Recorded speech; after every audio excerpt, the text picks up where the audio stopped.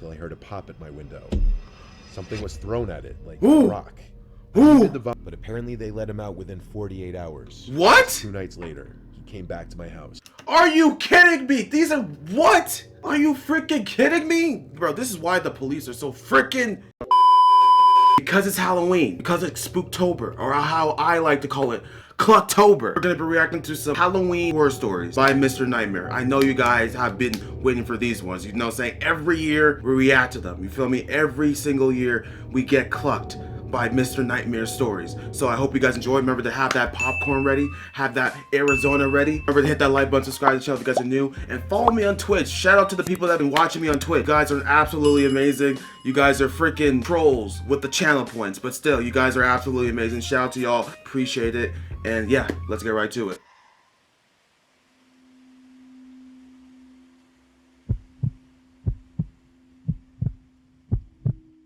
This happened back when I was 17, my last Halloween at home before going away to college. It was Halloween in our peaceful town where nothing bad ever happens. Our house is in the wealthier side of town, and while our house would be described as gorgeous by anyone not from the area, the real head turner is our next door neighbor's house. It sits on that line of being called just a huge house or a mansion. They always go crazy with their decorations for any Damn! Oh my goodness, like, look at this! These people take Halloween way too seriously. Specifically Halloween and Christmas. This one year was no exception. By October 1st, they already had all their crazy decorations out. Some houses go the cute and innocently spooky route, like with smiling ghosts and blow-up decorations. But our neighbors go the actual scary route, with the fake graves, fake bloody body bags, actually scary-looking fake corpses, etc. Damn. It actually draws a lot of attention. People know to drive by and take videos, so it's never uncommon to see cars just sitting in front of their house in the middle of the street from time to time. Bro, they're showing off. I name my neighbors' names to Mike and Donna just to not blow up their spots even more. Okay. Fast forward to Halloween Day. It was luckily a Friday this year, so that meant parties and all that could be held on actual Halloween. That's fire. My dog Bear sleeps downstairs in the corner of our dining room, and he woke me up really early morning, like 4 a.m. when it was still pitch black outside. He was barking at something outside. I yelled across the house to shut up, Bear, and my mom came out into the hall and did the same. Bear stopped barking after this, but I had no idea what he was barking at. I fell back asleep quick. You trust your dogs at all times. They know. They have instincts that we don't know. Trust your dog. After that, Please. I woke up to my alarm like 2 hours later. So I started getting ready for school as my dad was leaving for work. And as he stepped out onto the front deck, he came back in and got mad at me and said, "Damn it, Zach, clean up the dog shit." He thought I let our dog crap in the front of the house for some reason. What? I told him I definitely didn't, though. He was in a hurry, so he left without more arguing. Next up, it was my turn to leave for school, and as I left the house, I got a whiff of something kind of unpleasant. I now knew what A my dead dad body? was talking about.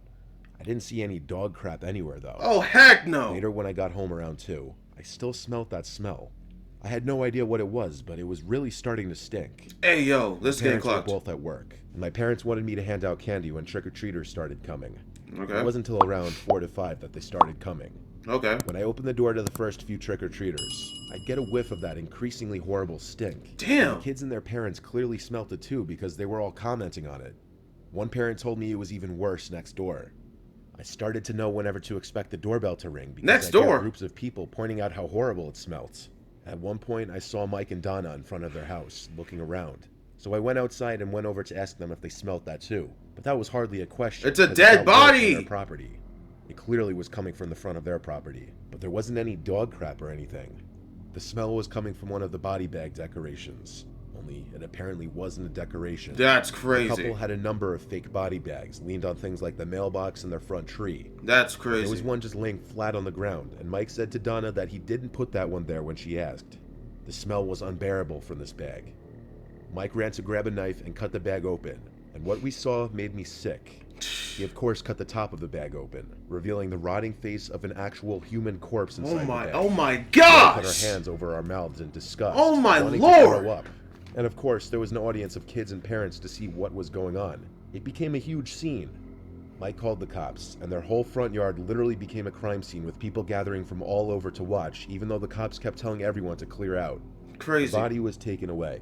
I told the police that my dog Bear was barking last night at like 4 a.m. and he may have been barking at whoever dumped the body there. Mike told my dad a week later that the body turned out to be a local 30-something-year-old guy who had taken his own life.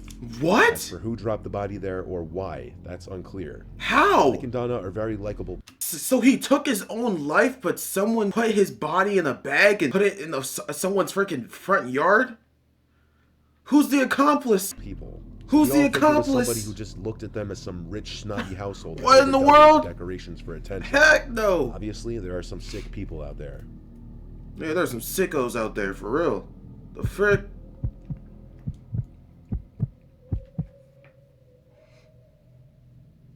I'm a single 24-year-old female living alone in my grandma's house. The house was basically left to me after she passed away because my mom didn't want to sell it, and she also doesn't want to move out of her house. R.I.P. So I get to stay in my grandma's house alone. This was last... There's something about, like, your grandparents passing away, and that, like, is that a common thing?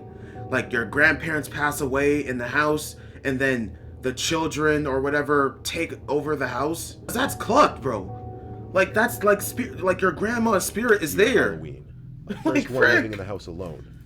I considered just leaving a bowl of candies on the stoop, but I figured that was not the best way to associate a friendly face to the house that I was new to living in. The day went pretty normally. Halloween was on a Sunday, so the trick-or-treaters started coming early on in the day and continued all day. Some people asked if my grandma was home, sadly unaware that she had passed away. I explained to those people that I'm her granddaughter, and that I live here now. R.I.P. My grandma was a very loved lady, so it was no shock to me how many people asked about her that day. Mostly everyone who knocked on the door was very friendly and normal. Later on that night, past 9 o'clock, when the trick-or-treaters had dwindled down almost completely, I heard a voice outside the front door say trick or treat. No knocking or ringing the doorbell. I was in the kitchen, so I definitely would have heard any knocking. Yeah. It did seem possible that he thought he pressed the doorbell but didn't. When I went out to greet him, I saw it was this average height guy in a purple suit and creepy plastic mask. I don't really know what the costume was supposed to be. Sir, but it was trick-and-treating interesting, hours are yes. done. When I opened the door, he said trick or treat again. But the strange thing was I could tell the guy was a bit older, like a full-grown adult. He was changing his voice to be a little higher pitched, like he was trying to sound younger. It was Weird. strange. I assumed he may have had some issues, so whatever. I asked him what his costume was supposed to be, but he didn't answer. We just made eye contact through his mask. He took 2 pieces of candy and dropped it in his pillow sack he was holding, which looked completely empty. That was the part that weirded me out the most. Yeah, He close the looked into door. sack, then back at me. I said, "Have a good night," and closed the door. Yeah, lock That it. was weird. Lock He was it. the last trick-or-treater of the night. I wondered if he was accompanied by anybody watching over him, because I assumed he was special needs or something. He was clearly a 30-something-year-old man Special behind needs. that mask. The rest of the candies I just left on the dining room table. Halloween was over. Or so I thought. The next night, around the same time as the previous night, I heard a loud trick-or-treat at the front door. That same creepy, fake, high-pitched voice. Boy, Halloween's over. I had to have imagined it, I thought. But when I went to check through the peephole in the door, it was him again, in the same costume. Wow. By the looks of it, he had an equally empty pillow sack as the night before. He Crazy. didn't open the door. No shot in hell. A few minutes later, Call I the heard police. him shout trick or treat again. Call the I police. ignored it. In fact, I shut off the living room lights to basically say, "Hey, get off my stoop, I'm not answering the door." I went upstairs to my room and shut the door and started watching TV in there instead. Out of sight, out of mind. Until I heard a pop at my window. Something was thrown at it, like a rock. I muted the volume on the TV, and a few seconds later, I heard the familiar trick or treat. I suddenly was in panic mode. Oh, Why was heck he no. doing this? Call the I police. went to the window, lifted it up, and looked down. That man in the purple suit and mask was looking up at me. I threatened him with calling the police. In response, he very slowly lifted his empty-looking pillow sack up and held it open. What? It seemed he was some asshole trying to scare me, but Halloween was over, and I wasn't amused. I called 911, and police showed up in under 10 minutes. I Damn. was still outside. What an I refused idiot. to talk to them. So they put him in handcuffs and took his mask off. And as I figured, he was some creepy-looking 30-something-year-old guy. They told me they were bringing him down to the station, but apparently they let him out within 48 hours. What? 2 nights later, he came back to my house. Are you kidding me? These are what? Are you freaking kidding me? Bro, this is why the police are so freaking... Like, this is why... I don't know, bro. shout out to police officers for doing their duty and stuff, all that stuff, but like sometimes this is just stupid. Are you kidding me? You let the guy go in 48 hours and literally he came back to my house. I know damn well if it was a black man, they would let him go in 5 hours. And then he'll come back the same night. This time at the backyard door. He never knocked or rang the bell. He'd just stand outside with his empty sack and costume, creepily yelling trick or treat. Bro, call the police again and told them he's back. And once again the police came and arrested him. I swear to God, a week later the man had returned once again, throwing a rock at my window. This time when I called 911, he seemed to actually disappear before the police had gotten there. Oh my But gosh. regardless, it seemed the police didn't really care to do anything. Either that or they couldn't. Luckily, I think the man lost interest because he hasn't returned since then. Bro, are you kidding me? And the police are not doing anything about it? Arrest him. Restraining order. Who are the parents? Like, what's going on here? Like, seriously, what is going on here? The police can't do anything in that situation? Just as far as I know, unless Frick. he's been hiding in my bushes watching me, which is disturbing to imagine. Halloween is coming up, and I'm kind of nervous he's gonna come back. Oh, wow. That's crazy. I would freak the frick out. I would not be living in that house. Screw that. I'm bringing a shotgun, like, or something. I was 10 years old in 5th grade. I was planning on going trick-or-treating with my friend Jordan. We already knew the route we were gonna take. Okay. It was the first year that we were being allowed to trick-or-treat alone. Bet. My mom gave us big bags for candy. It was a weekend night, so we could luckily stay out later. Perfect. We did some day trick-or-treating, and after about 2 hours, we went back to my house and took a break. My parents ordered Chinese food for dinner. Ah. Jordan stayed for dinner. Then around like 7 or 8, we went back out for some night trick-or-treating. My parents wanted us to stay close. We obviously said yes to that, What the but frick? we kind of strayed off a different, further away route that we knew less kids would go down. Everything was going as normal. Less houses would open their doors after dark, we noticed, though. But there were still some kids out trick-or-treating since it was the weekend. One house we got to, we rang the bell, and within like 10 seconds, as if he were waiting by the door, a man opened up. Looking back, he was a bald man, looked like he was 45, and had a small gap between his 2 front teeth that we noticed when he smiled as he opened the door. He was overly friendly from the start, complimenting our costumes, trying to ask us where we're from, being overly conversational. We just wanted candy. He eventually said he has the candy inside if we want to come in for a second, followed with he wanted to show us this cool Halloween decoration he had inside. No! No! We are not going inside to see your decoration, freaking bald-ass old man. No! We're not going inside. Let's have our candy and we can bounce. Thank you. Skeleton trapped in a cage begging to be let out. Jordan and I weren't comfortable going inside this man's house, though, obviously. Haul ass. When we said that in not so many words, he said he understood and asked if we wanted to come in real quick just to pick out the candies that we wanted. We said it's fine, he could just give us whatever. He tried to insist one more time, and we said no. And he said no worries, then went inside to grab us some random candies. They were these chewy candies wrapped in see-through wrappers. We thanked him and left. As we walked away from his front door, we noticed he didn't close the door. He just watched us as we left. We walked away from his house down the sidewalk. Creepy. And after another glance back, we now noticed he was walking in front of his house slowly with his hands on his hips. We considered running away, but there were other people down the block, so nothing would happen most likely. Good. We just skipped the next house and went to the house 2 doors down. A woman answered, and we told her about the creepy man 2 doors down. She said she didn't know him at all, but that we should tell our parents when we get home.